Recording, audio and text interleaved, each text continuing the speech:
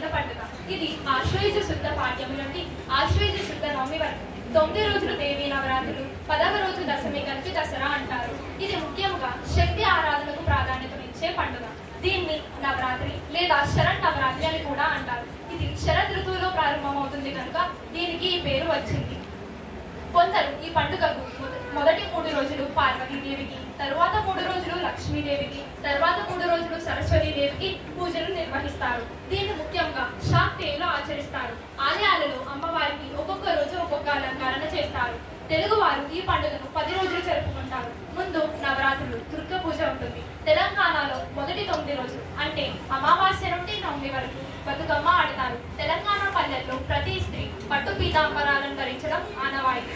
విజయదశమి నాడు చరిత్ర ప్రకారం రాముడు రావణునిపై గెలిచిన సందర్భమే కాక పాండవులు వనవాసం వెళుతూ తమ ఆయుధాలను జమ్మి చెట్టుపై నుండి తీసిన రోజు కూడా.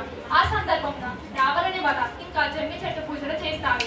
దుర్గాదేవి మహిషాసురుడనే రాక్షసుడితో 9 రాత్రులు భయంకరంగా పోరాడి అతన్ని వధించి విజయాన్ని సాధించిన సందర్భముగా ప్రజలందరూ 10వ రోజున పండుగ చేసుకుంటారు. అదే విజయదశమి.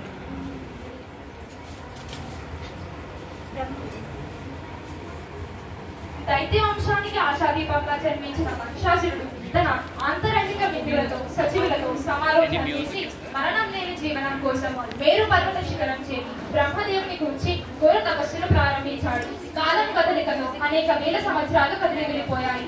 మహిషాసురుని అసంచల తపస్సుకు సందర్శించిన బ్రహ్మదేవుడు ప్రత్యక్షమై, మహిషాసుర ఇక తపస్సు సాధించి ఏ వరం కావాలో కోరుకో అని అన్నాడు. పితామహ, నేను అమరుణ్ణి కావాలి, నాకు మరణం లేని జీవితాన్ని ప్రసాదించండి అని కోరాడు.